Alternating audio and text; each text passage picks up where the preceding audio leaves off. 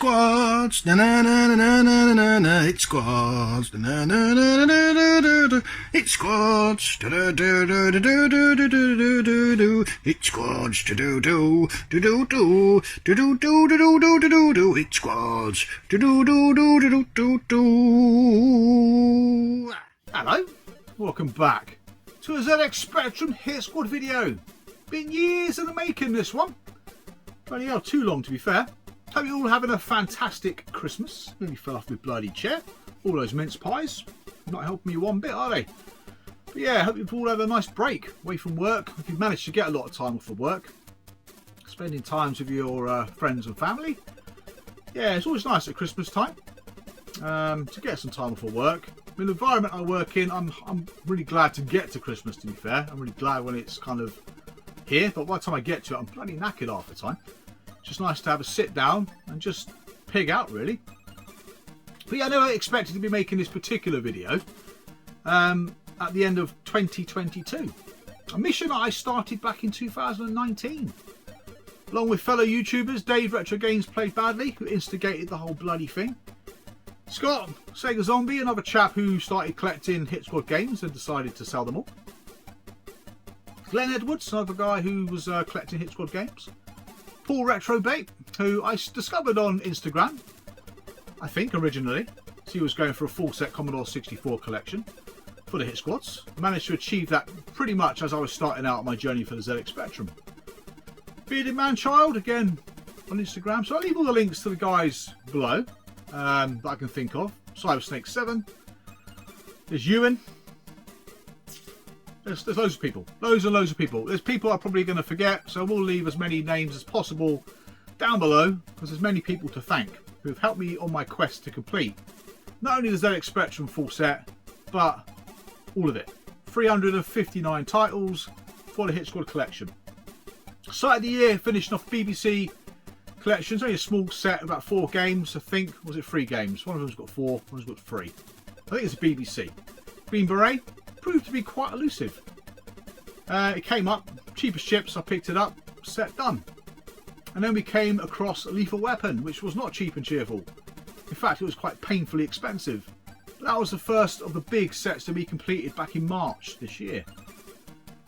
Then the second big set was finished off in October, which I'll show you that in my next pickup video. But again, that wasn't cheap either, but proved to be an extremely elusive game. It's tough to find on all 3 of the formats anyway. But I finally finished off the Amstrad set. And quite recently I finished buying... I bought a bundle which cost me an arm and a bloody leg. No joke, to get the last 2 games I needed for the Sinclair ZX Spectrum. So yeah, Spectrum version proved to be the most difficult, the most expensive one to go for, really. It seems to be the most desirable set that people want to collect. Even though the C64 set is still a desirable set, it doesn't kind of command the same values as the ZX Spectrum until you probably get to the final 2 games of the movie section, which are then quite expensive, being Hook and Lethal Weapon. The Amstrad version I found difficult as well, almost as difficult as the Spectrum, but again there's not that much demand on the Amstrad, and some of the games you can pick up quite cheap and cheerful. There wasn't many games on the Amstrad that cost me a lot of money. When I say a lot of money, I mean over 100 quid, maybe 2 or 3. Certainly 3 I would say actually, but the rest of them are relatively cheap in comparison to the Sinclair Spectrum. But as per usual, I'll go through the 10 games that I've got, we'll talk about them a little bit. A lot of these games I'm not familiar with at all. The first 2 I am. The others I've probably played on the 16-bit home computers. But yeah, they're not. You can see why they haven't sold particularly well. But there's a mix of arcade, a mix of movies. I don't believe there's any sports games in here. No, so we must have shown all those already. So yeah, my last pickups for the Spectrum were probably over 2 years ago. Maybe just under 2 years ago. I can't remember, to be honest. It's been that bloody long ago. Yeah, it's finally nice to get this video up. So first off, let's start off with probably one of the finest Ocean arcade conversions for the Sinclair Spectrum. And it is an absolutely fantastic game.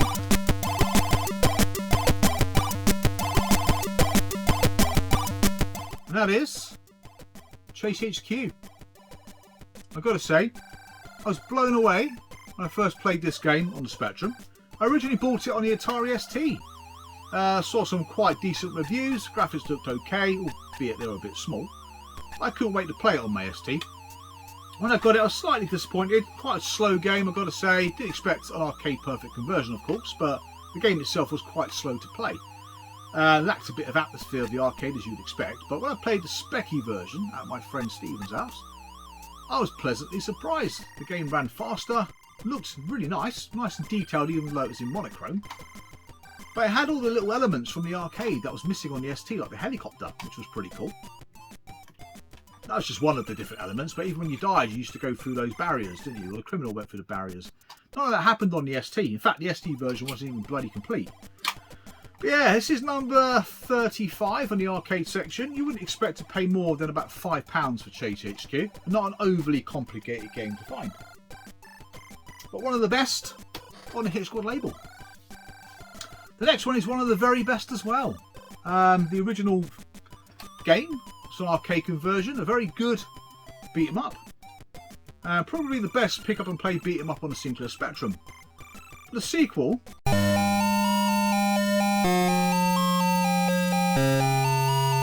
is Target Renegade. But yeah, this one here, oh my god.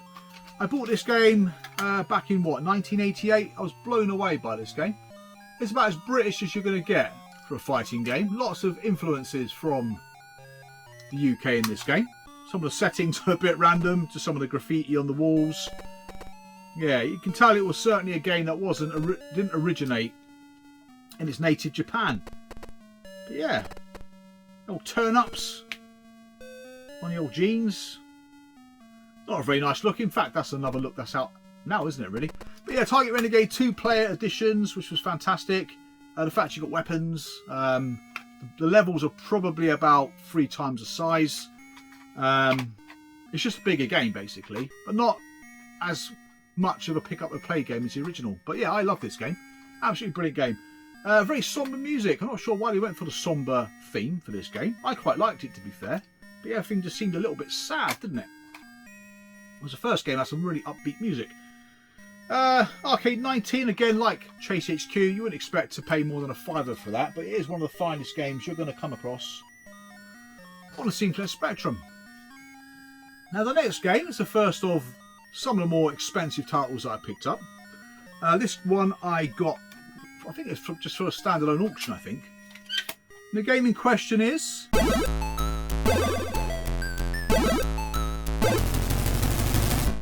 Smash TV. Again, you don't see this one very often. A game I never played back in the day on my ZX Spectrum. In fact, I don't even remember playing it on my ST, to be honest. But it's a very good conversion. Every version of the game I've played on the home micros is a very good conversion.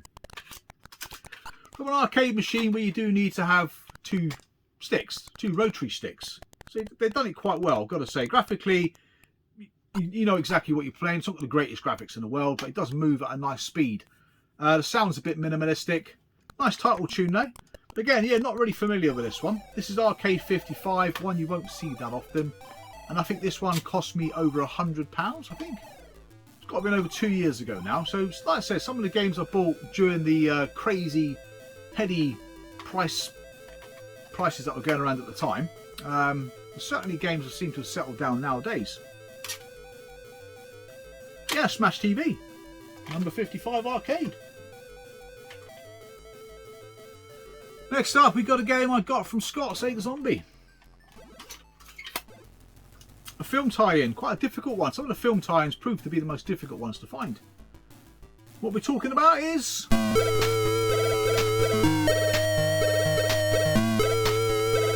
Bruce Willis, Hudson Hawk. I got a few games from Scott when he sold up. There was this, there was Clax, and there was Pictionary. Again, difficult one to find. Probably one of the more difficult titles to pick up, really. It's not a bad game. Again, I only played this one whilst collecting for the Hit Squad. It's a good platformer. A bit puzzly in places. You need to sort of move crates around to get through windows and use crates to jump over certain objects. You've got to avoid sort of security cameras, laser beams, all kinds of stuff, really. I've never seen the film, so I'm not really sure what the game is about. I can only assume he's a thief. Professional thief. I don't know, but I like it. It takes a little while to get used to the control because the character's got a lot of inertia. And as soon as you stop, it carries on going. You've got a ball you throw around, sort of hitting dogs and birds and other characters. But yeah, again, tough one to find, like I said. Tough one to get. Nice to have it though in the collection because it is a good game. I've probably got now the last final 6, as most of these games are not great. The next one I would say is probably one of the most difficult movie tie-in games to get hold of. You don't see this one very often, and this one I believe I got in part of a bundle. Was part of a bundle. That is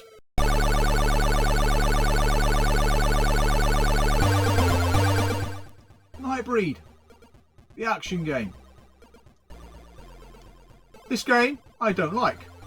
This game is bloody hard. This game I can't make head nor tail out of it. I haven't seen the film, to be fair. I know on the Amiga and the ST you got 2 games. You got the action game, you got the interactive movie. This is just the action game.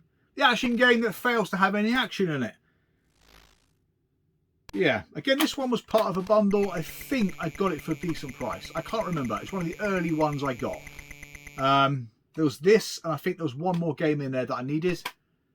I got a feeling it was about £55 for the bundle.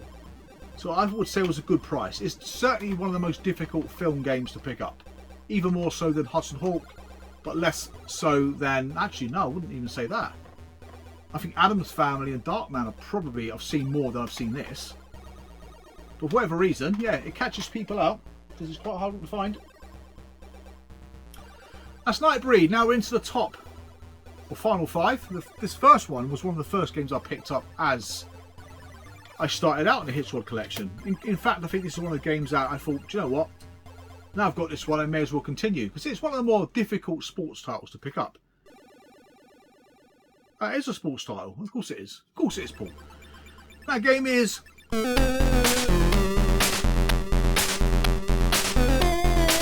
WWF WrestleMania. This one I think set me back about 40 quid. It's a bit of a grim game, I've got to say. And early doors I did pick this up, and I picked up a load of games that were being sold by another guy selling his whole Spectrum collection. I think I picked up a few games from him for about 20 quid each, which at the time seemed a little steep, but actually turns out that it wasn't. So games like Super Space Invaders I think I got from him.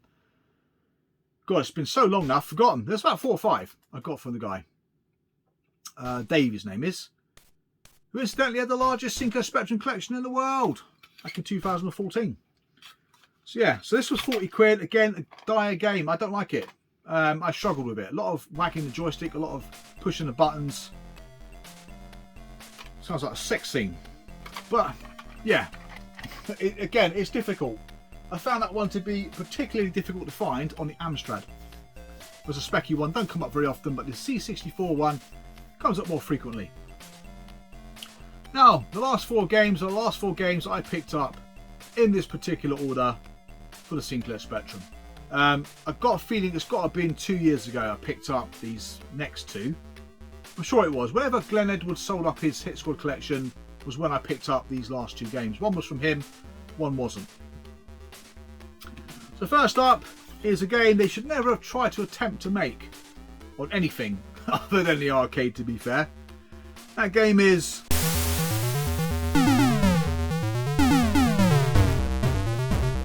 Stunt Runner. Now, this one has come up a few times since, as is always the case. It can command a pretty penny. I think I bought this as part of a bundle. The bundle was about 200 quid. By the time I sold the bits and bobs, I didn't make a lot from the other bits and bobs because they were very common titles. So yeah, so this probably cost me still the best part of 200 quid anyway. Which I'm not sure if that's a good price or not. I think nowadays you can probably get it for less, to be honest. It's one of those games like hard driving in the arcades. It's got lots of polygon graphics. It looks the part. It's very quick. It's just no way was it going to be translated very well, especially to the 8-bits. So they kind of done their own thing, really, didn't they? Made it a kind of an isometric view. A lot smaller sprites, but it plays okay. Got a good title tune, but yeah, it's okay to play. It's just nothing like the arcade. Whereas at least with hard driving, they tried to make the arcade game on the Spectrum, even though it kind of played okay. It was very juddery, very slow, and very blue. But yeah, Stunt Runner, which is Arcade 54. Yeah, still an expensive game, expensive one to pick up now. But at the point I got it, I'd never seen it before, so I was very excited to pick it up. But yeah, it's not as rare as I first thought.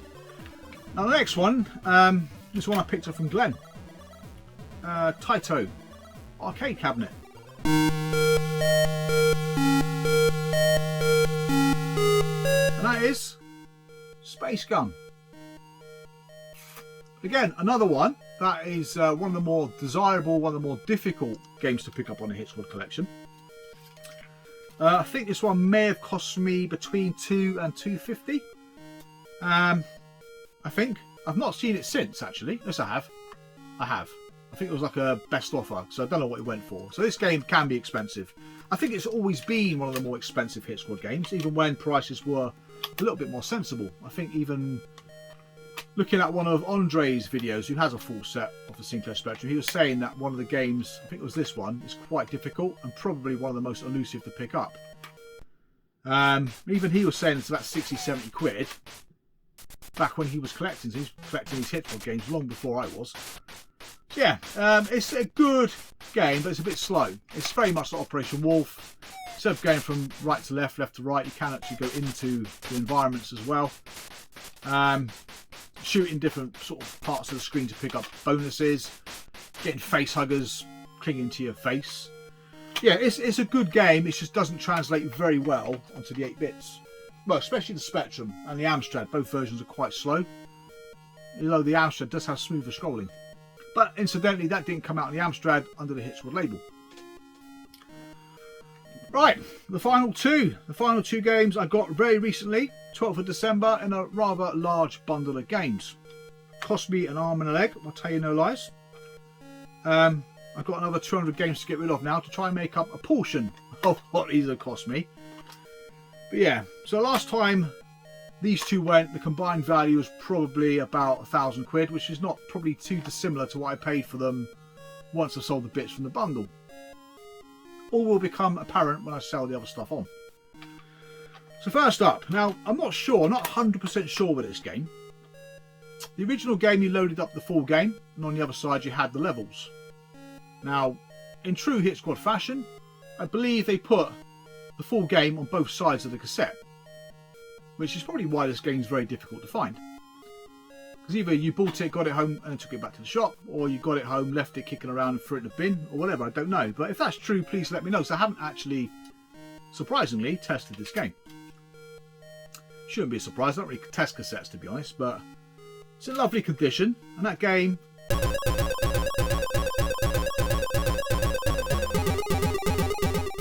is Stockman. Yes, finally. To get both games in the same bundle is a bit of a miracle, really. But yeah, it's a platformer, from what I remember. Again, I've only ever played this recently, and that was on the ST. It's a platformer, but a very bad one. Yeah, it's very difficult in places. I don't think it's an only difficult game to complete overall once you get used to how the levels will pan out, but it's, yeah, it can be quite tricky. You just end up kicking and punching. Jumping, kicking, punching. That's literally all you do. So it's quite a clumsy little game. The Spectrum version is intolerably hard. It really is. I can get to level 2 and it is brutally hard. The graphics are poor in monochrome. Yeah, the 16-bit versions are certainly better, but yeah, this not a great movie tie-in, to be fair. Still quite a difficult one to find, even full price on the Sinclair Spectrum.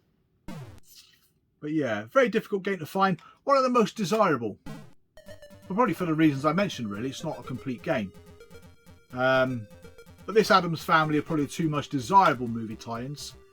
But not necessarily the most difficult to find, even though this one is proved to be very hard to find for me personally.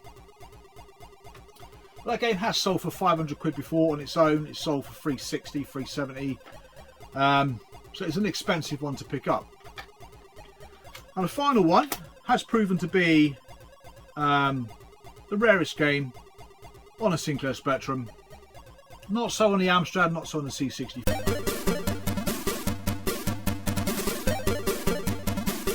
That game is Castle Master. Finally. Last time this one sold, it went for nearly 700 quid. But yeah, it is that elusive. It really is. A game by Domark. A game very similar to like Driller. I think the same company that made this. Incentive, I think, developed it. I think Domark published it. Very similar to Driller. Total Eclipse. There's one more. I always forget one other game. All the time. Very slow-paced 3D environment. Again, played this one on the Amiga, not on the Speccy.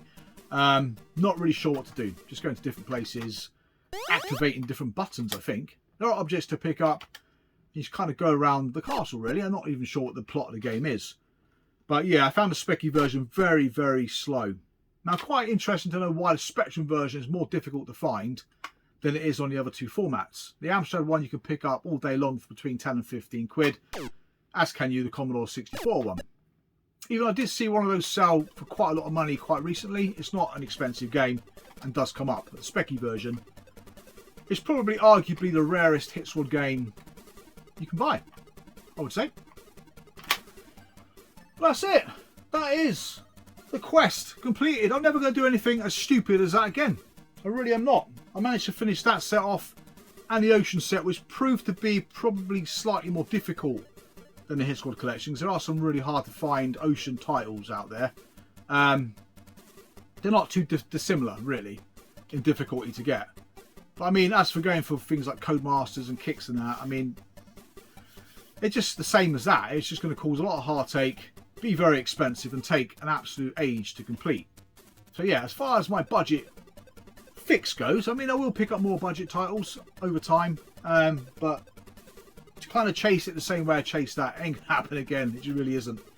So I'm really pleased that it's finished. There wasn't many of us standing at the end left collecting, only those mad enough to do it. But yeah, I hope you enjoyed the series anyway. I will do some more Hit Squad videos. If there's anything you would like me to sort of go through or do a video on relating to the Hit Squad, please leave in the comments below. But yeah, I thoroughly enjoyed it. It just took 2 years to get those final 10 together to make this video. But yeah, thank God it's done. So, Merry Christmas. I probably will try and get a video done before the new year, but if I don't, have a fantastic 2023. I'll see you on the other side. So take care and bye for now.